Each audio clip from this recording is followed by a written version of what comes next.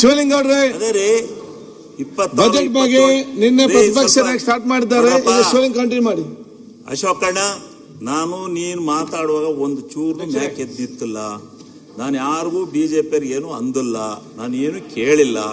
ದಯಮಾಡಿ ನಾನು ಮಾತಾಡುವಾಗಲೂ ನೀವೇನು ನಮ್ಮ ಮುಖ್ಯಮಂತ್ರಿಗಳನ್ನ, ನಮ್ಮ ಸರ್ಕಾರವನ್ನ ಟೀಕೆ ಮಾಡಿ ಅದಕ್ಕೆ ಪೂರಕವಾಗಿ ಅಂಕಿ ಅಂಶಗಳ ಪ್ರಕಾರ ಕಾನೂನು ಅಯ್ಯರೇ ಇರ್ರಿ ಸ್ವಾಮಿ. ಏನಪ್ಪ ಇದೇನ್ ಸರ್?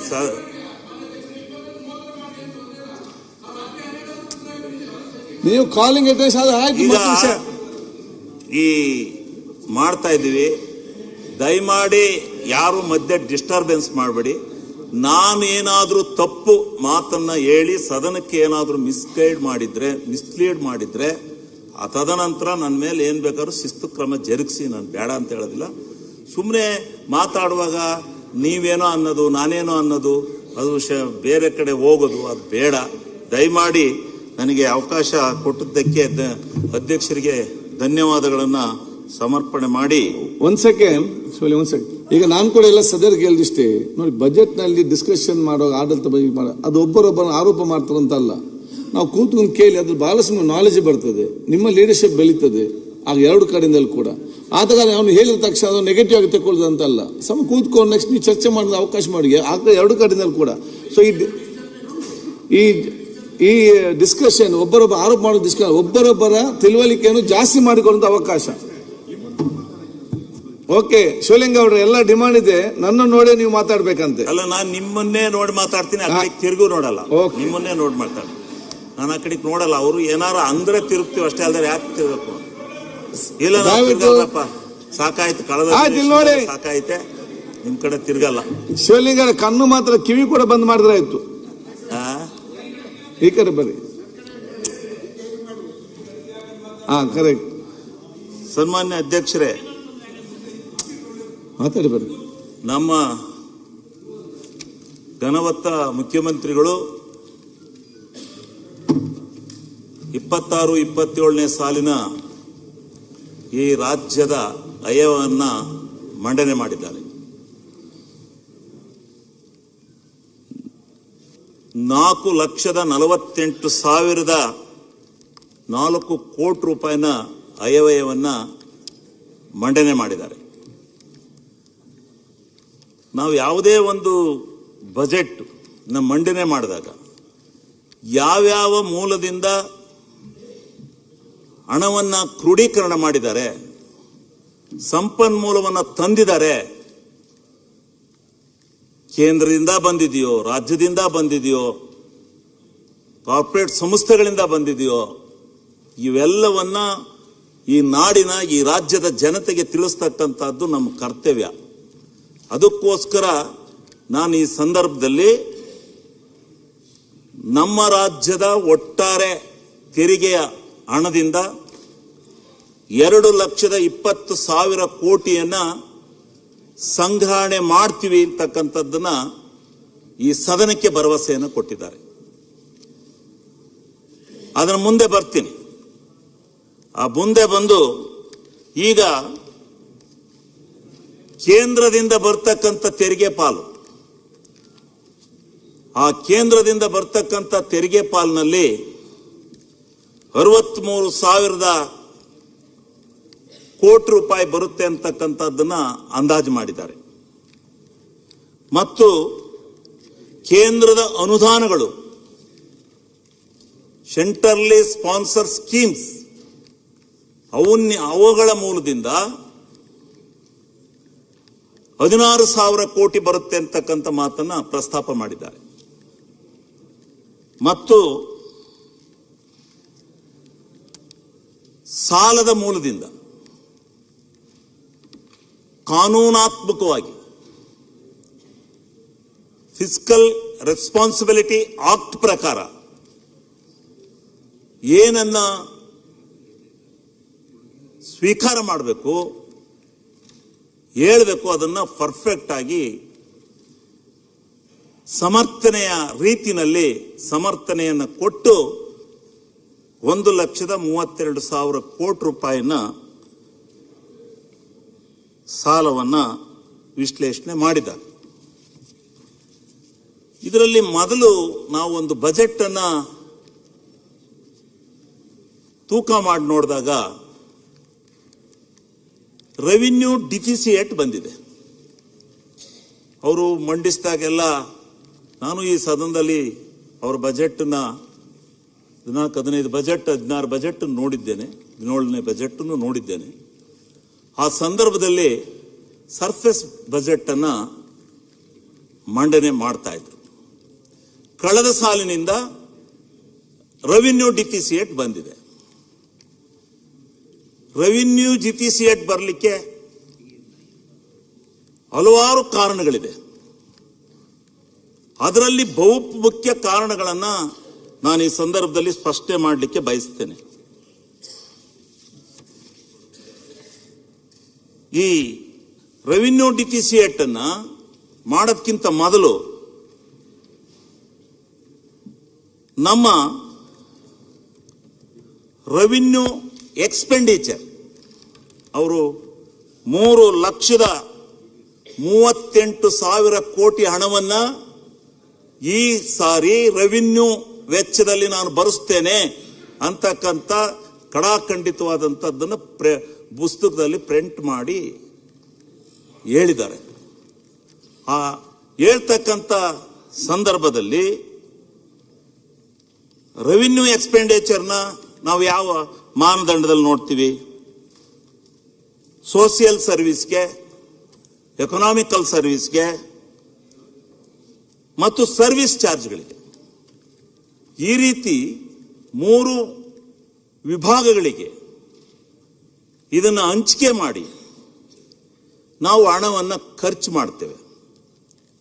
ಆದರೆ ನಮಗೆ ಈ ಸಾರಿ ರೆವಿನ್ಯೂ ಆದಾಯ ಬಂದಿರತಕ್ಕಂಥದ್ದು 3,15,000 ಕೋಟಿ ಹಣ ಬರ್ತಿದೆ ಅಂತೇಳಿ ಹೇಳಿದ್ದಾರೆ.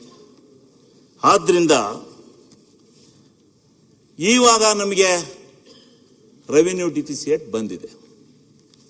ರೆವಿನ್ಯೂ ಡಿಫಿಸಿಯೇಟು 22,957 ಕೋಟಿ ರೂಪಾಯಿ ರೆವಿನ್ಯೂ ಡಿಫಿಸಿಯೇಟ್ ಆಗಿದೆ. ಅದಕ್ಕೆ ಕಾರಣ ಏನು? ಕಾರಣ GST ಅನ್ನ ಇದೇ ಸದನದಲ್ಲಿ ನಾವು ಅನುಮೋದನೆ ಮಾಡಿಕೊಟ್ಟಂತ ಸಂದರ್ಭದಲ್ಲಿ ಅದಕ್ಕೆ ಕೆಲವೇ ಕೌನ್ಸಿಲಿಂಗ್ ಇದೆ ಮತ್ತು ಯಾವುದೇ ಒಂದು GST ಅನ್ನ ಯಾವುದೇ ಒಂದು ನಿರ್ಧಾರವನ್ನು ತೆಗೆದುಕೊಳ್ಳುವಂತ ಕಾಲದಲ್ಲಿ ರಾಜ್ಯ ಸರ್ಕಾರದಿಂದ ಪ್ರತಿನಿಧಿಯಾಗಿ ಹೋಗಿರ್ತಕ್ಕಂಥ ಕೌನ್ಸಿಲಿಂಗಿನ ಪ್ರತಿನಿಧಿಯನ್ನು ಕೇಳಿ ರಾಜ್ಯದ ಜೊತೆ ಸಾಧ್ಯವಾದರೆ ಚರ್ಚೆ ಮಾಡಿ ಒಂದು ನಿರ್ಧಾರನ ತಗೋಬೇಕಾಗುತ್ತೆ. GST ತಂದು ಜಾರಿಗೆ ಕೊಟ್ಟಂತ ಸಂದರ್ಭದಲ್ಲಿ ಈ ರಾಜ್ಯದಲ್ಲಿ ಬಹಳ ಮುಖ್ಯವಾಗಿ ಚರ್ಚೆ ಆಗಿದೆ, ಎಲ್ಲ ತಜ್ಞರಿಂದ ಚರ್ಚೆ ಆಗಿದೆ. ಯಾಕೆಂದ್ರೆ ಈ ರಾಜ್ಯದಲ್ಲಿ ಬರ್ತಕ್ಕಂಥ ಆದಾಯದಲ್ಲಿ ಒನ್ ನೇಷನ್ ಒನ್ ಟ್ಯಾಕ್ಸ್ ಅಂತ ಹೇಳಿ GSTಯಲ್ಲಿ ಬರ್ತಕ್ಕಂಥ ಹಣವನ್ನು 9% ನಾವು ಡಿವೈಡ್ ಮಾಡಿಕೊಂಡು ನಮ್ಮ ಸದನದಿಂದಲೇ ಅನುಮತಿಯನ್ನು ಕೊಟ್ಟು ನಾವು GSTಯನ್ನು ಜಾರಿಗೆ ತಂದಿದ್ದೇವೆ. ತಂದಂತ ಸಂದರ್ಭದಲ್ಲಿ ಇವತ್ತು ಬಹು ಪ್ರಮುಖವಾಗಿ ಕಳೆದ ಸಾರಿ GSTಯನ್ನು ಕಳೆದ ವರ್ಷ ಮಧ್ಯಂತರದಲ್ಲಿ ಪರಿಷ್ಕರಣೆ ಮಾಡ್ತೀವಿ ಅಂದ್ರೆ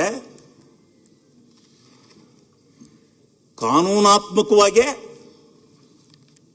ನಾವು GSTಯನ್ನು ಕೆಲವೊಂದು ಗೂಡ್ಸ್ ಮೇಲೆ ನಾವು ಕಡಿಮೆ ಮಾಡ್ತೀವಿ ಅಂತಕ್ಕಂಥ ಕಾನೂನನ್ನು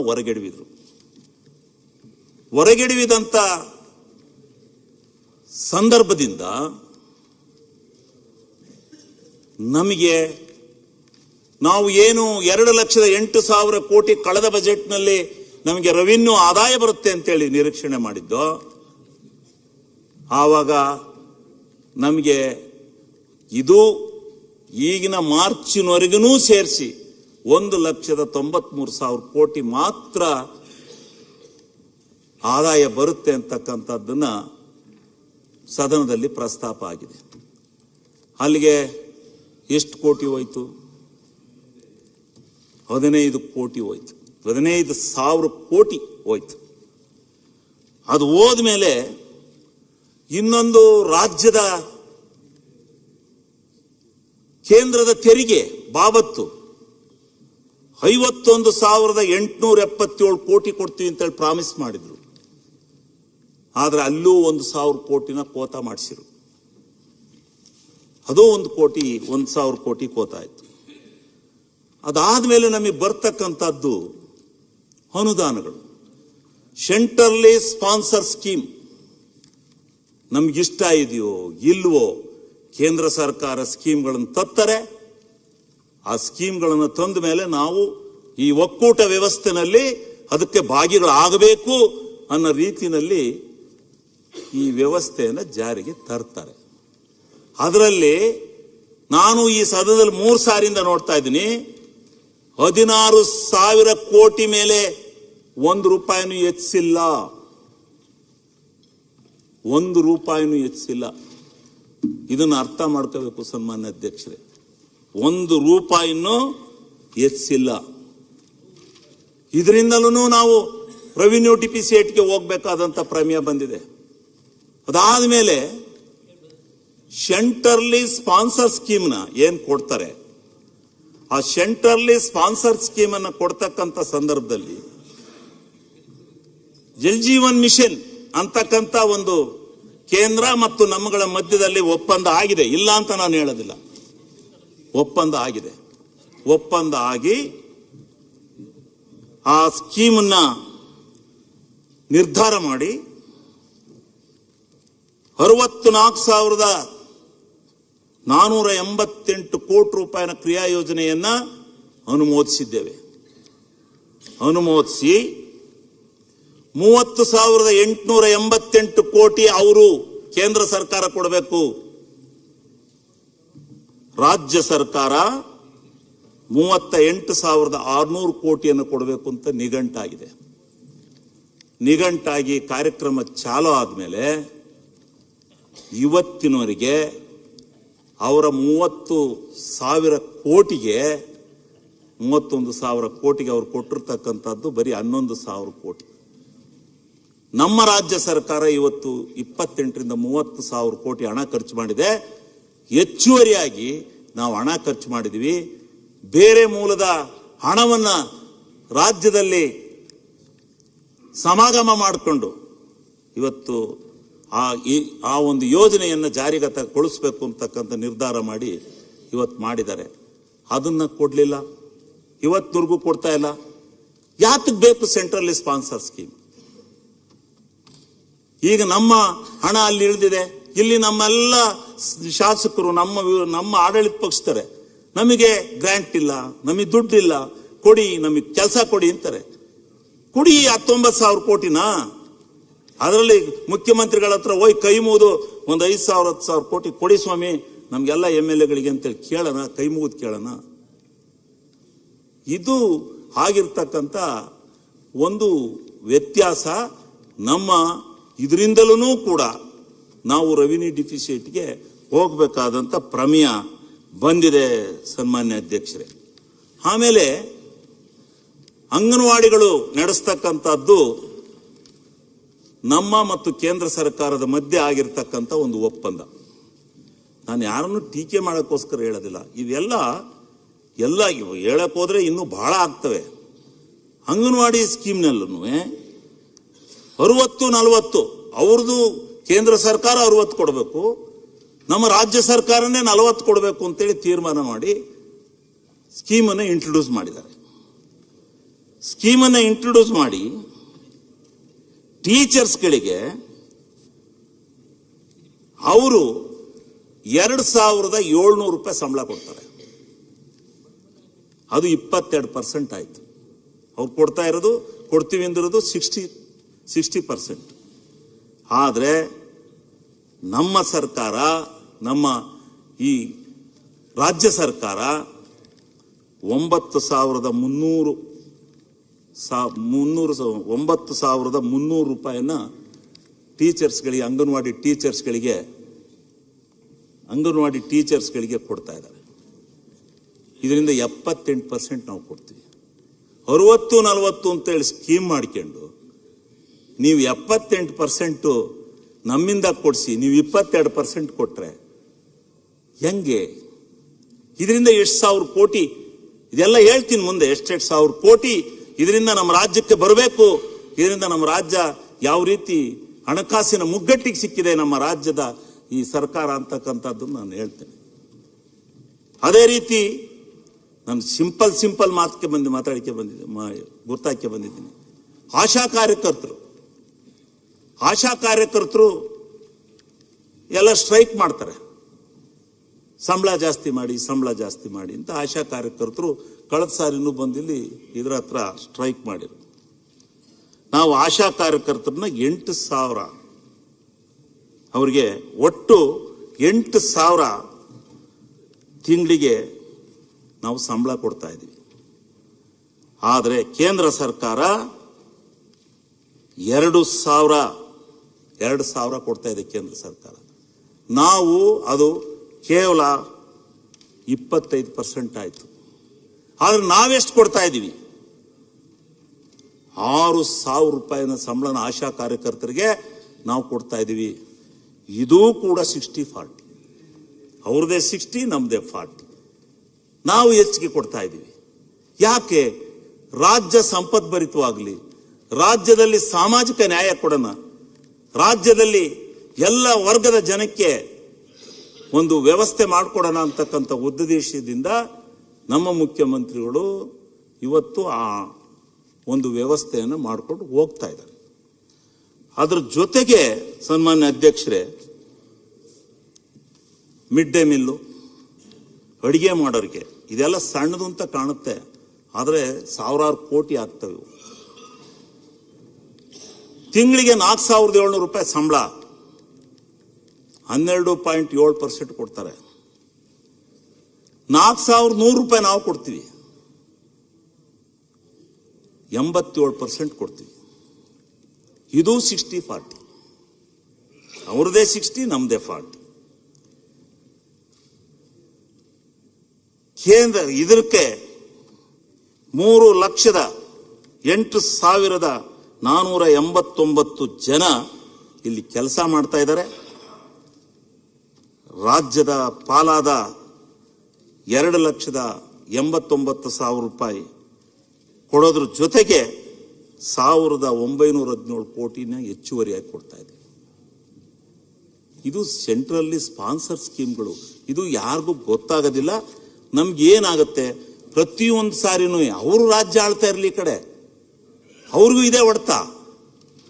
ಇದು ಏನಾದ್ರೂ ಮಾಡಿ ಕೇಂದ್ರ ನಮ್ಮ ರಾಜ್ಯಗಳ ಮಧ್ಯೆ ಇರ್ತಕ್ಕಂಥ ಸಂಬಂಧವನ್ನ, ಅವರ ಹಣಕಾಸಿನ ವ್ಯವಹಾರವನ್ನ ಸರಿದೂಗಿಸೋವರೆಗೂ ರಾಜ್ಯ ಸರ್ಕಾರಗಳು ಇಕ್ಕಟ್ಟಿಗೆ ಸಿಕ್ಸೋದ್ರಲ್ಲಿ ಯಾವುದೇ ತರವಾಗಿರ್ತಕ್ಕಂಥ ವ್ಯತ್ಯಾಸ ಇಲ್ಲ. ಇದನ್ನ ಬಹಳವಾಗಿ ನಾವು ಯೋಚನೆ ಮಾಡಬೇಕು. ಇದು ಚಿಂತನೆ ಆಗಬೇಕಿತ್ತು. ಚಿಂತನೆ ಆಗಿ ನಾವು ವ್ಯವಸ್ಥೆಯನ್ನ ಮಾಡಬೇಕಾಗುತ್ತೆ. ಸನ್ಮಾನ್ಯ ಅಧ್ಯಕ್ಷರೇ, ರಾಷ್ಟ್ರೀಯ ಸಾಮಾಜಿಕ ಭದ್ರತೆ ಪಿಂಚಣಿ ಯೋಜನೆ, ನಾವೆಲ್ಲರಿಗೂ ಓಲ್ಡ್ ಏಜ್ ಪೆನ್ಷನ್ ಅವೆಲ್ಲ ಕೊಡ್ತೀವಲ್ಲ, ಆ ಓಲ್ಡ್ ಏಜ್ ಪೆನ್ಷನ್ಗೆ ಕೇಂದ್ರ ಸರ್ಕಾರ ಫಲಾನುಭವಿಗಳಿಗೆ, ಇದರಲ್ಲಿ ಕೇಂದ್ರ ಸರ್ಕಾರ ನಾವು ಕೊಡ್ತಾ ಇರ್ತಕ್ಕಂಥದ್ದು ಲಕ್ಷಾಂತರ ಜನಕ್ಕೆ 94.45%. ಅದರಲ್ಲಿ ಅವರು ಕೊಡ್ತಾ ಇರ್ತಕ್ಕಂಥದ್ದು ಕೇವಲ 14.14. ನಾವು ಕೊಡ್ತಾ ಇರೋದು 94%, 45 ಜನಕ್ಕೆ ಕೊಡ್ತಾ ಇದೀವಿ. ಆದ್ರೆ ಅವ್ರು ಕೊಡ್ತಾ ಇರೋದು ಬರೀ 14%. ರಾಜ್ಯ 81,30,30,000 ಫಲಾನುಭವಿಗಳಿಗೆ ಕೊಟ್ರೆ ಕೇಂದ್ರ ಸರ್ಕಾರ ಕೇವಲ 668 ಕೋಟಿ ಕೊಡ್ತಾ ಇದೆ. ಒಟ್ಟು 10,000 ಕೋಟಿನ ನಾವು ಕೊಡ್ತಾ ಇದ್ದೀವಿ. ಇದು ನಮ್ಮ ಮುಂದಿರ್ತಕ್ಕಂಥ ಪ್ರಶ್ನೆಗಳು. ಯಾತಕ್ಕೆ ನಾವು ಈ ಎಲ್ಲ ಕೇಂದ್ರ ಸರ್ಕಾರದ ಒಂದು ವ್ಯವಸ್ಥೆನಲ್ಲಿ ನಾವು ಇದಾಗಿದ್ದೀವಿ ಅಂತಕ್ಕಂಥದ್ದನ್ನ ನಾವು ಹೇಳಲೇಬೇಕಾಗತ್ತೆ ಸನ್ಮಾನ್ಯ ಅಧ್ಯಕ್ಷರೇ. ಆಮೇಲೆ ಮನೆ ಕೊಡ್ಲಿಲ್ಲ, MLAಗಳೆಲ್ಲ ಅಂತ ಇರ್ತೀವಿ, ಮನೆಗಳು ಕೊಡ್ಲಿಲ್ಲ, ಮನೆ ಸಿಕ್ಲಿಲ್ಲ, ಮನೆ ಕೊಡ್ಲಿಲ್ಲ ಈ ಸಾರಿ ಸಿದ್ದರಾಮಣ್ಣ ಅಂತಾರೆ. ಇಲ್ಲಿ ಏನ್ ಮಾಡಿದ್ದಾರೆ ಮನೆ ಕೊಡಕ್ಕೆ? ಹೌಸಿಂಗ್ ಫಾರ್ ಆಲ್ ಅಂತಕ್ಕಂಥ ಒಂದು ಸ್ಕೀಮನ್ನ, ಸ್ಪಾನ್ಸರ್ ಸ್ಕೀಮನ್ನ, ಸೆಂಟ್ರಲ್ಲಿ ಸ್ಪಾನ್ಸರ್ ಸ್ಕೀಮನ್ನ ತಂದ್ರು. ಏನ್ ಮಾಡಿರು? ಪ್ರಧಾನಮಂತ್ರಿ ಅವರ ಹೆಸರನ್ನ ಇಟ್ಕೊಳ್ಳಿ, ನಾನು ಬೇಡ ಅಂತ ಹೇಳೋದಿಲ್ಲ. ಅವರು ಈ ದೇಶದ ಪ್ರಧಾನಮಂತ್ರಿಗಳು, ನಾನು ಬೇಡ ಅಂತ ಹೇಳೋದಿಲ್ಲ. ಆದ್ರೆ 1.5 1.5 ಲಕ್ಷ ಅವ್ರು ಕೊಡೋದು, 1.5 ಲಕ್ಷ ರಾಜ್ಯ ಕೊಡೋದು, ಅಲ್ಲ 1.8 ರಾಜ್ಯ ಕೊಡೋದು, ಇನ್ನು ಉಳಿದಿರ್ತಕ್ಕಂಥದ್ದನ್ನ ಫಲಾನುಭವಿ ಹಾಕ್ಯಣದು ಅಂತ ಹೇಳಿದರು. ಸ್ವಾಮಿ, ನಂದೇ ಕ್ಷೇತ್ರದ ಉದಾಹರಣೆ ಹೇಳ್ತೀನಿ. 8-10 ವರ್ಷ ಆಯ್ತು, 1200 ಮನೆ ಕಟ್ಟಿ ಅನಾಥವಾಗಿ ಬಿದ್ದಿದ್ದಾವೆ. ರೂಫ್ ಲೆವೆಲ್ಗೆ ಹಾಕಿದ್ದಾರೆ. UGD ಕಲೆಕ್ಷನ್ ಇಲ್ಲ, ಇದಿಲ್ಲ. ಇದು ಸ್ಪಾನ್ಸರ್ ಸ್ಕೀಮ್ಸ್. ಇವತ್ತು ಆ ಮನೆಗಳಿಗೆ ಯಾರು ದಿಕ್ಕು? ಈಗ ಫಲಾನುಭವಿ ಲೋನ್ ತಗೊಳಕ್ ಹೋದ್ರೆ ಸಿಬಿಲ್ ಸ್ಕೋರ್ ತಗೊಂಬಲ್ಲಿ ಅಂತಾರೆ. ಯಾರು ನಿರ್ಗತಿಕನಿಗೆ, ವಸತಿ ರೈತನಿಗೆ ನಾವು ಮನೆ ಕೊಟ್ರೆ ಅದನ್ನ ಸಿಬಿಲ್ ಸ್ಕೋರ್ ತಂದು ನಾವು ಅವನಿಗೆ ಬ್ಯಾಂಕ್ ಸಾಲ ಕೊಡುತ್ತಾ? ಏನ್ ಮಾಡ್ಬೇಕು ಈ ಸ್ಕೀಮ್ಗೆ? ಹೆಂಗೆ ಇವತ್ತು ಇಡೀ ದೇಶದಲ್ಲಿ ಎಷ್ಟು ಲಕ್ಷ ಮನೆ ಕಟ್ಟಿದ್ರಿ? ಇಡೀ ರಾಜ್ಯದಲ್ಲಿ ಈ ಎಲ್ಲಾ ಮನೆಗಳು ಅನಾಥವಾಗಿ ಬಿದ್ದಿದ್ದಾವೆ. ಈ ಕಷ್ಟ ನೋಡ್ಲಾರ್ದನೇ ಸರ್ಕಾರದಿಂದಲೇ ಮತ್ತೊಂದು ಲಕ್ಷ ಕೊಡ್ತೀನಿ ಅಂತೇಳಿ ಸನ್ಮಾನ್ಯ ಮುಖ್ಯಮಂತ್ರಿಗಳು ಸ್ವಲ್ಪ ಮಟ್ಟಿಗೆ ಎಲ್ಲೆಲ್ಲೋ ಒಂದು ಭಾಗಕ್ಕೆ ಹಣನ ಒದಗಿಸಿ ಮನೆಯನ್ನು ಪ್ರಾರಂಭ ಮಾಡಿದ್ದಾರೆ. ಇನ್ನೂ ಸಾವಿರಾರು ಮನೆಗಳು ಇನ್ನೂ ಅನಾಥವಾಗಿ ಬಿದ್ದಿದ್ದಾವೆ.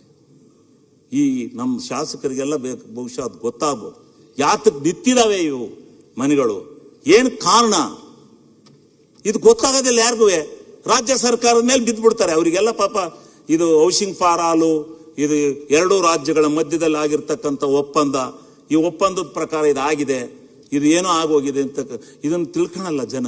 ಬಂದು ದಿವಸ MLAಗಳ ಮನೆ ಹತ್ರ ನಿಂತ್ಕೋತಾರೆ. ಏನ್ ಸ್ವಾಮಿ ಅಂತಾರೆ. ಕೆಲವ್ರು ಕಟ್ಟ್ಯಾರೆ, 10,000 ಕಟ್ಟ್ಯಾರೆ, 50,000 ಕಟ್ಟ್ಯಾರೆ, ಮನೆ ಕೊಡಿ ಅಂತ ಬರ್ತಾರೆ. ಈ ಮನೆ ಅದು 7-8 ವರ್ಷ ಐತೆ, ಅದನ್ನ ಕಂಪ್ಲೀಟ್ ಮಾಡ್ಬೇಕಾರೆ ಕಾಂಟ್ರಾಕ್ಟರ್ ಅಲ್ಲಿಲ್ಲ. ಯಾರು ಕಟ್ಟಬೇಕು ಆ ಮನೆನ?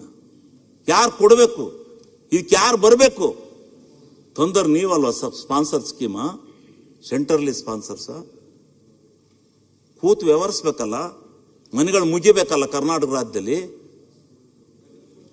ರಾಜ್ಯದಲ್ಲಿ ಮನೆಗಳು ಮುಗಿಬೇಕಾ ಬೇಡ? ಪೂರ್ಣಗೊಳಿಸ್ಬೇಕಲ್ಲ. ಇದನ್ನ ಯಾರ ಮೇಲೆ ಎತ್ತಾಕೋದು? ಇನ್ನೊಂದು, ಪ್ರಧಾನಮಂತ್ರಿ ಆವಾಜ್ ಅಂತಲೇ ಒಂದು ಸ್ಕೀಮ್ ತಂದ್ರು.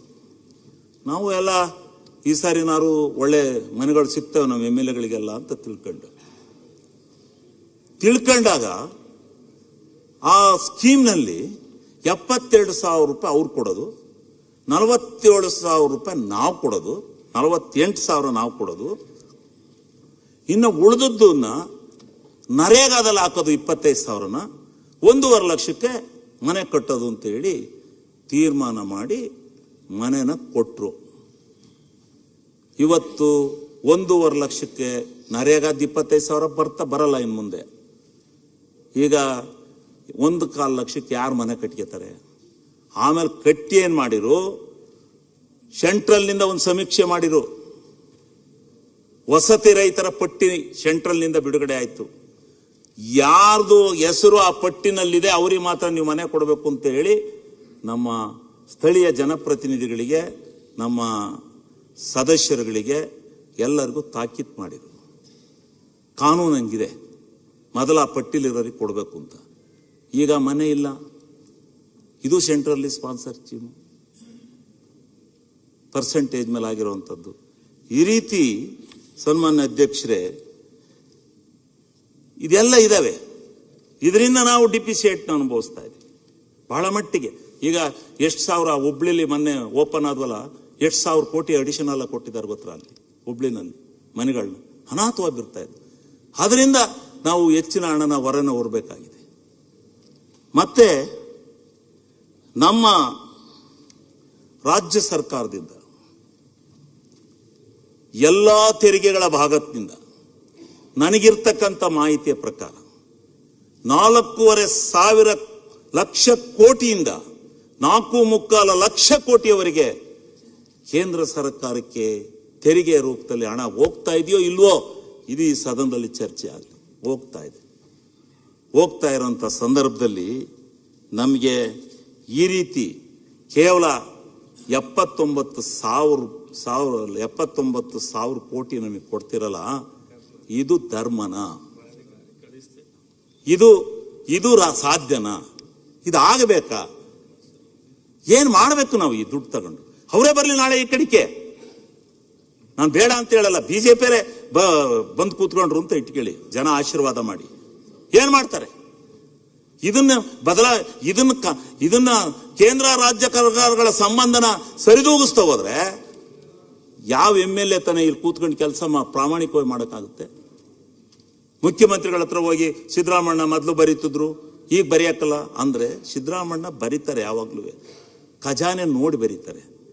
ಖಜಾನೆನ ಹೆಂಗೆ ಇಂಥ ಇದರಿಂದ ಖಜಾನೆಗಳು ಅಂತ ಇದಾಗ್ತಾ ಇಲ್ಲ.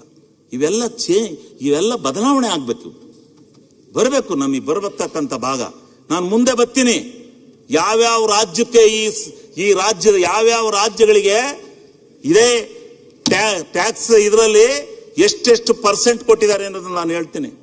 ಉತ್ತರ ಪ್ರದೇಶದ್ದು ಇದೆ, ಬಿಹಾರದ್ದು ಇದೆ, ಪಶ್ಚಿಮ ಬಂಗಾಳದ್ದು ಇದೆ, ಎಲ್ಲಾ ರಾಜ್ಯಗಳದ್ದು ಇದೆ. ತಂದಿದ್ದೀನಿ ಮಾಹಿತಿನ. ಎಷ್ಟೆಷ್ಟು ಲಕ್ಷ ಕೋಟಿ ಕೊಡ್ತಾ ಇದ್ದಾರೆ ಅಂತಕ್ಕಂಥದ್ದನ್ನು ತಂದಿದ್ದೀನಿ. ಯಾಕೆ ಕರ್ನಾಟಕದ ಬಗ್ಗೆ ಈ ರೀತಿ ಮಲತಾ ಧೋರಣೆ? ಏನು ಇಲ್ಲಿ ವಿರೋಧಿ ಪಕ್ಷ ಐತೆ ಅಂತ ಇಲ್ಲ, ಬಿಜೆಪಿ ಇದ್ದಲ್ಲೂ ಇದೆ ಹಣೆ ಬರ ಈ ಕಡೆ. ಯಾಕೆ ಕರ್ನಾಟಕದ ಬಗ್ಗೆ ಈ ತರ ಮಲ್ತಾ ಧೋರಣೆ? ಇದನ್ನ ಯಾರನ್ನು ಕೇಳಬೇಕು? ಯಾಕೆ ಕೇಳಬೇಕು? ಇದನ್ನ ಹೆಂಗೆ ವಿಶ್ಲೇಷಣೆ ಮಾಡೋದು ಅಂತಕ್ಕಂಥದ್ದನ್ನ ನನಗೆ ನೀವು ಇದು ಮಾಡಿಕೊಡ್ಬೇಕು ಅಂತಕ್ಕಂಥದ್ದನ್ನ ಹೇಳ್ತೇನೆ ಮೊನ್ನೆ ಅಧ್ಯಕ್ಷರೇ. ಆಮೇಲೆ ಈ GST ಏನೋ ಕಡಿಮೆ ಮಾಡಿರು, ಏನೋ ಕೆಲವರು ಚುನಾವಣೆಗೋಸ್ಕರ ಮಾಡಿರು ಅಂತಾರೆ, ಕೆಲವರು ಏನಕ್ಕೆ ಹೇಳ್ತಾರೆ, ನಾನು ಅದನ್ನು ಪ್ರಸ್ತಾಪ ಮಾಡೋಕೆ ಹೋಗಲ್ಲ. ಅವ್ರು ಮಾಡಿದ್ರು, ಅವ್ರಿಗೆ ಅಧಿಕಾರ ಇತ್ತು, ಮಾಡಿರು. ಆದ್ರೆ ಆ GST ರೈತರಿಗೆ ಜನಗಳಿಗೆ ತಲುಪ್ತಾ? ಕಾರ್ಪೊರೇಟ್ ಸಂಸ್ಥೆಗಳಿದ್ವಲ್ಲ ಅವು ಯಾರೂ ಬೆಲೆ ಇಳಿಸ್ಲಿಲ್ಲ, ಅವರೆಲ್ಲ ಅಷ್ಟೇ ಬೆಲೆಗೆ ಮಾರಿರು. ಅವರಿನ್ನೂ ಶ್ರೀಮಂತರಾದ್ರ ಹೊರತು ಈ ಟ್ಯಾಕ್ಸಸ್ ಅನುಕೂಲ ಸಾಮಾನ್ಯ ಜನರ ಕೈಗೆ ಹೋಗ್ಲಿಲ್ಲ. ಇದನ್ನ ಅರ್ಥ ಮಾಡ್ಕೋಬೇಕು ನಾವು. ಯಾವುದೋ ಒಂದು ಇದನ್ನ ಮಾಡ್ತೀವಿ ಅಂತೇಳಿ ಜನಕ್ಕೇನೋ ನಾವು ಇದು ಮಾಡಬಹುದು, ಯಾವುದೋ ಒಂದು ರೀತಿ ಹೇಳ್ಬೋದು. ಆದರೆ ಇದರಿಂದ ನನಗಿರ್ತಕ್ಕಂಥ ಒಂದು ಮೂಲದ ಪ್ರಕಾರ ಗ್ಯಾರಂಟಿಯಾಗಿ ಯಾವುದೇ ಕಾರಣದಿಂದ ಅದು ವ್ಯವಸ್ಥೆ ಆಗಲಿಲ್ಲ ಸನ್ಮಾನ್ಯ ಅಧ್ಯಕ್ಷರೇ. ಅದು ಕಾರ್ಪೊರೇಟ್ ಸಂಸ್ಥೆಗಳು ಆದಾಯ ಮಾಡಿಕೊಂಡು ಹೊರತು ಅವ್ರು ಯಾರು ಬೆಲೆನ ಇಳಿಸ್ಲಿಲ್ಲ. ಅವ್ರು ಬೆಲೆ ಇಳಿಸಿದಾಗ ಮಾತ್ರ ರೈತರಿಗೆ ಇದು ಸಿಗ್ತಾ ಇತ್ತು. ಬೆಲೆನೇ ಇಳಿಸ್ತಾ ಇದ್ದಾಗ ಹೆಂಗಾಗುತ್ತೆ? ಅದೇ ಬೆಲೆ ಮಾರ್ಕೊಂಡ್ರು ಅವರು. ಟ್ಯಾಕ್ಸ್ ಮಾತ್ರ ಅಷ್ಟಕ್ಕೆ ಹೋಯ್ತಷ್ಟೇ. ಇದರಿಂದ ಏನಾಗುತ್ತೆ? ರೈತರಿಗೆ, ಜನಸಾಮಾನ್ಯರಿಗೆ ಏನು ಸಿಗುತ್ತೆ? ನೀವು ಅರ್ಥ ಮಾಡ್ಕೋಬೇಕು ಅಂತಕ್ಕಂಥ ಮಾತನ್ನು ಸಹಿತ ನಾನು ಈ ಸಂದರ್ಭದಲ್ಲಿ ಹೇಳಿ, ಇವತ್ತು ಈ ರಾಷ್ಟ್ರೀಯ ಯೋಜನೆಗಳ ಬಗ್ಗೆ ಸ್ವಲ್ಪ ಆಮೇಲೆ ಬರ್ತೀನಿ. ರಾಷ್ಟ್ರೀಯ ಯೋಜನೆಗಳ ನಮ್ಮ ರಾಜ್ಯಕ್ಕೆ ಆಮೇಲೆ ಹೇಳ್ತೀನಿ ಯಾರ್ಯಾರಿಗೆ ಎಷ್ಟೆಷ್ಟು ಕೊಟ್ಟರೆ ಅಂತ. ಕರ್ನಾಟಕದಲ್ಲಿ ಒಂದೇ ಒಂದು ರಾಷ್ಟ್ರೀಯ ಯೋಜನೆಯನ್ನ ಕೊಟ್ಟಿಲ್ಲ. ಕೊಟ್ಟಿದ್ರೆ ಹೇಳಿ, ನಾನು ತಪ್ಪು ಹೇಳಿದ್ರೆ ತಿದ್ಕೆತ್ತೀನಿ. ಒಂದೇ ಒಂದು ರಾಷ್ಟ್ರ ಕೊಟ್ಟಿಲ್ಲ. ಒಂದೊಂದು ಉತ್ತರ ಕರ್ನಾಟಕದ ರಾಜ್ಯಗಳಿಗೆ ಎಷ್ಟೆಷ್ಟು ಕೊಟ್ಟಿದ್ದಾರೆ. ಅದರಿಂದ ರಾಷ್ಟ್ರೀಯ ಯೋಜನೆಗಳಿಗೆ ದುಡ್ಡು ಕೊಟ್ರೆ ನಾವಿಲ್ಲಿ ಬಂಡವಾಳ ಹೂಡೋದು ಕಡಿಮೆ ಆಗುತ್ತೆ. ನಾವು ಇನ್ನೊಂದು ಮೂಲಕ ಬಂಡವಾಳ ಹೂಡ್ಬೋದು, ಇನ್ನೊಂದು ಯೋಜನೆಯನ್ನು ತಗೋಬಹುದು. ರಾಷ್ಟ್ರೀಯ ಯೋಜನೆನ ನೀವು ಮಾಡ್ದಲೇ ಏನು ಮಹಾರಾಷ್ಟ್ರಕ್ಕೆ ಅದನ್ನು ಹೇಳ್ಬಿಡ್ತೀನಿ, ಗೋಜಿ ಕುರದ್ ನೀರಾವರಿ ರಾಷ್ಟ್ರೀಯ ಯೋಜನೆಗೆ ಸೇರಿಸಿದ್ದಾರೆ. ಉತ್ತರ ಪ್ರದೇಶದ ಸರಿಯೂ ಎನಾರ್ ಪರಿ ಯೋಜನೆ, ಆಂಧ್ರ ಪ್ರದೇಶದ ಪೋಲವಲಂ ನೀರಾವರಿ ಯೋಜನೆ, ಪಂಜಾಬ್ ಶಹಾಪುರ ಕಂಡಿ dam, West Bengal ತಿಸ್ತಾ barrage, Himachal Pradesh ರೇಣುಕಾರಾಜಿ dam, Uttarakhand lover multi ಯೋಜನೆ, ಜಮ್ಮು ಕಾಶ್ಮೀರ ಪಾಸ್ ಪ್ರಾಜೆಕ್ಟ್, ಅಸ್ಸಾಂ, ಮಧ್ಯಪ್ರದೇಶ, ಈ ರೀತಿ ಎಲ್ಲಾ ರಾಷ್ಟ್ರಗಳಿಗೂ ಕೊಟ್ಟಿದ್ದಾರೆ, ರಾಜ್ಯಗಳಿಗೂ ಕೊಟ್ಟಿದ್ದಾರೆ. ಕರ್ನಾಟಕಕ್ಕೆ ಒಂದೇ ಒಂದು ರಾಷ್ಟ್ರೀಯ ಯೋಜನೆ ಸೇರಿಸಲಿಲ್ಲ. ಅಪ್ಪರ್ ಭದ್ರಾನ ಸೇರಿಸ್ತೀನಿ ಅಂತ ಹೇಳಿದ್ರು, ಸೇರಿಸಲಿಲ್ಲ. ನಾನು ಮುಂದೆ ಹೇಳ್ತೀನಿ, ನಮ್ಮ ಕರ್ನಾಟಕದ ಯಾವ ಈ ನೀರಾವರಿ ಯೋಜನೆಗಳಿಗೆ, ಯಾವುದೇ ಒಂದು ಯೋಜನೆಗಳಿಗೆ ರಾಷ್ಟ್ರೀಯ ಯೋಜನೆಗಳನ್ನ ಸೇರಿಸಿದಾರ ಸ್ವಾಮಿ? ಯಾಕೆ ನಮಗೆ ಮಲ್ತಾ ಇದ್ದವರು? ನಾನು ಯಾರನ್ನು ಇದರಲ್ಲಿ ಬ್ಲೇಮ್ ಮಾಡಕ್ ಹೋಗೋದಿಲ್ಲ. ಯಾರನ್ನು ನಾನು ಈ ಸಂದರ್ಭದಲ್ಲಿ ಅರುಣಾಚಲ ಪ್ರದೇಶ ಇನ್ನೂ ಇದಾವೆ, ಭಾರಿ ಕೊಟ್ಟಿದ್ದಾರೆ, ಎರಡೆರಡು ಕೊಟ್ಟಿದ್ದಾರೆ. ಒಂದು ಕಡೆ ಒಂದೊಂದು ಸಾಲದು ಅಂತ ಎರಡೆರಡು ಕೊಟ್ಟಿದ್ದಾರೆ. ಯಾಕೆ? ನಮ್ಮವರೇ ಈ ಕರ್ನಾಟಕ ರಾಜ್ಯದಲ್ಲಿ ಪ್ರಧಾನಮಂತ್ರಿಗಳಿದ್ರು, ಅವರು ಸತ್ಯ ರಾಷ್ಟ್ರೀಯ ಯೋಜನೆಗೆ ಒಂದನ್ನು ಸೇರಿಸಿಲ್ಲ. ಈಗ ನಮ್ಮ ಯತ್ನೋಳೆ ಬಗ್ಗೆ ಮಾತಾಡಿದ್ದಾರೆ ಪಾಪ, ಮೊನ್ನೆ ದಿವಸ ಬಹಳ ಸಂತೋಷ, ಯತ್ನೋಳೆ ಮಾತಾಡಿದ್ದಾರೆ. ಈಗ ಈ ರೀತಿ ನಡೀತಕ್ಕಂಥ ಸರ್ಕಾರದಲ್ಲಿ ಆಮೇಲೆ ಇನ್ನೊಂದು, ಸನ್ಮಾನ್ಯ ಅಧ್ಯಕ್ಷರೇ, ಕೇಂದ್ರ ಸರ್ಕಾರ ಕೆಲವೊಮ್ಮೆ ಭರವಸೆಗಳನ್ನು ನೀಡುತ್ತೆ. ಭರವಸೆಗಳನ್ನು ನೀಡೋದು ಯಾವುದೇ ಸರ್ಕಾರದ ಕರ್ತವ್ಯ, ಯಾವುದೇ ಸರ್ಕಾರದ ಕರ್ತವ್ಯ. ನಮಗೆ ಅಪ್ಪರ್ ಭದ್ರಾ ಯೋಜನೆಗೆ 5,300 ಕೋಟಿ ಕೊಡ್ತೀವಿ ಅಂತೇಳಿ ಇದರಲ್ಲಿ ಕೇಂದ್ರ ಬಜೆಟ್ನಲ್ಲಿ ಓದಿದ್ರು ನಿರ್ಮಲಾ ಸೀತಾರಾಮನ್ ಅವರು. ಇಲ್ಲಿಂದ ರಾಜ್ಯಸಭೆಗೆ ಕಳಿಸಿದಕ್ಕೆ ಕೊಡುಗೆ ಕೊಟ್ಟರು 5,300 ಕೋಟಿ, ಪರವಾಗಿಲ್ಲ ಅಂದ್ಕೊಂಡು ಇದಕ್ಕೆ ಈ ಅಪ್ಪರ್ ಭದ್ರಾಕ್ಕೆ ಕಡೂರಿಂದ ನಮ್ಮ ಬಾಣವರ್ಕು ನೀರು ಬರ್ತದೆ. ನಾನು ಅವತ್ತಲ್ಲೇ ಆ ಊರಿನ ಪ್ರಾಂತ್ಯದಲ್ಲಿದ್ದೆ. ಸೇರ್ತು ಅಪ್ಪರ್ ಭದ್ರಕ್ಕೆ ದುಡ್ಡು ಕೊಟ್ಟರು, ಇನ್ನೆಲ್ಲ ನೀರು ಬರ್ತವೆ ಅಂತರು. ನಮಗೂ 7-8 ಕೆರೆ ಕೊಟ್ಟರೆ, ಇನ್ನೂ ಅದು ಎಲ್ಲೈತೆ ಚಾನಲ್, ಇನ್ನೂ ಬಂದಿಲ್ಲ. ಅದು ಆಗಿಲ್ಲ. ಸಂತೋಷಪಟ್ಟು ಕೊಡಲಿಲ್ಲ. ಕೇಂದ್ರ ಸರ್ಕಾರದ ಒಂದು ಸಬರ್ನ್ ರೈಲ್ ಯೋಜನೆಗೆ 18,000 ಕೊಡ್ತೀವಿ ಅಂತೇಳಿ ನಾನೇ ಕೇಳಿದ್ದೇನೆ, ಓದಿದ್ದೇನೆ, ಅದನ್ನೂ ಕೊಡಲಿಲ್ಲ. ಇನ್ನ ಈ ರೀತಿ ಎಷ್ಟು ಪ್ರಾಮಿಸ್ ಮಾಡಿದ್ರು ಯೋಜನೆಗಳಿಗೆ, ಅವ್ಯಾವನು ಕೊಡಲೇ ಇಲ್ಲ ಸನ್ಮಾನ್ಯ ಅಧ್ಯಕ್ಷರೇ. ಅದಾದ ಮೇಲೆ ಫೈನಾನ್ಸ್ ಕಮಿಷನ್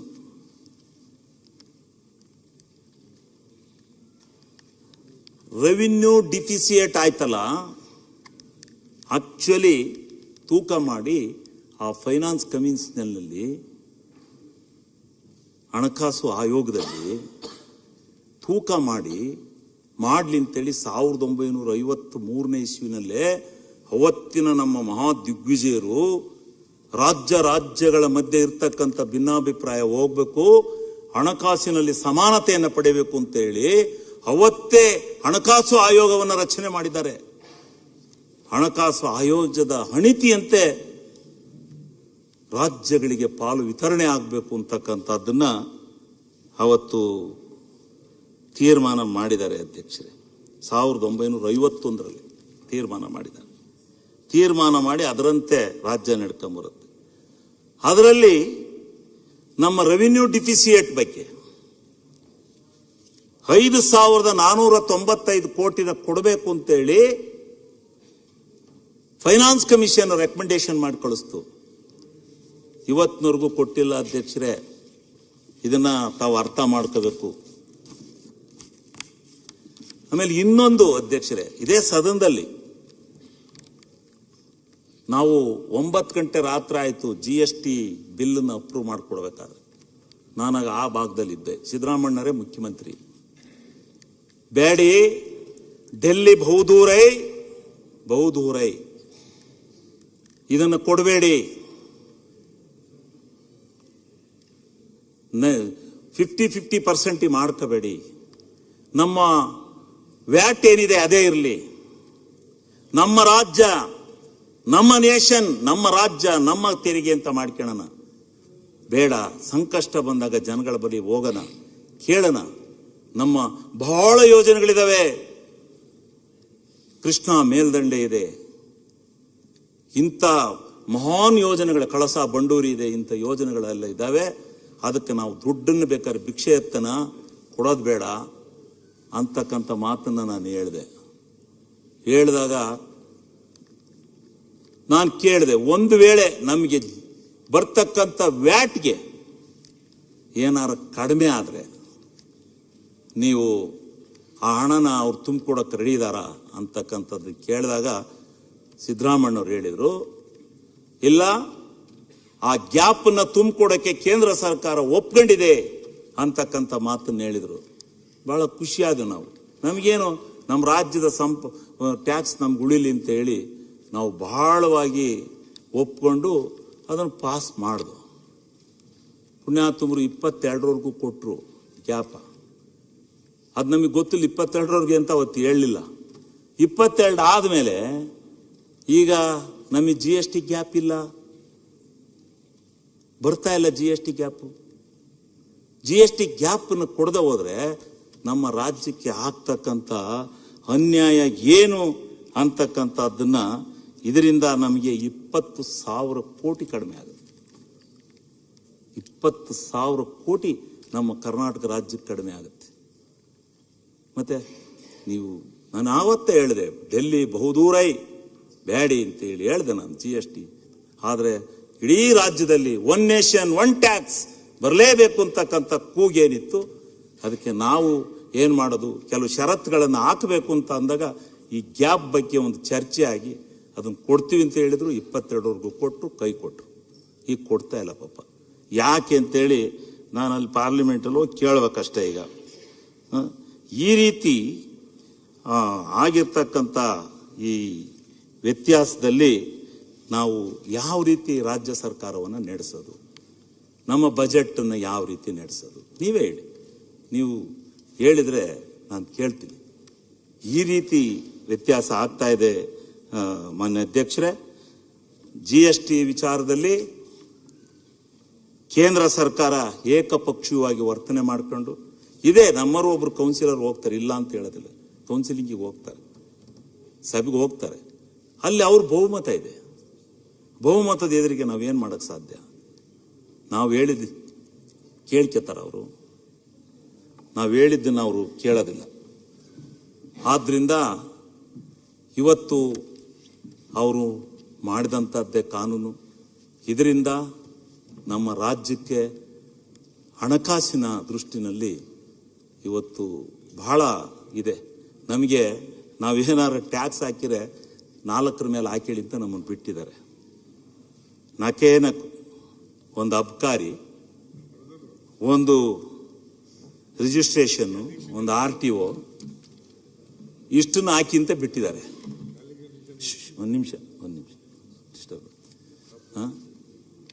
ಈಗ ಏನು ಮಾಡೋದು? ಬಿಟ್ಟಿದ್ದಾರೆ. ಎಷ್ಟು ಅಂತ ಹಾಕೋಣಕ್ಕಾಗತ್ತೆ? ಅದಕ್ಕೇನಾರ ಟ್ಯಾಕ್ಸ್ ಹಾಕಿದ್ವಾ? ಮೊನ್ನೆ ಗಲಾಟಿ, ಟ್ಯಾಕ್ಸ್ ಹಾಕಿದ್ದಾರೆ.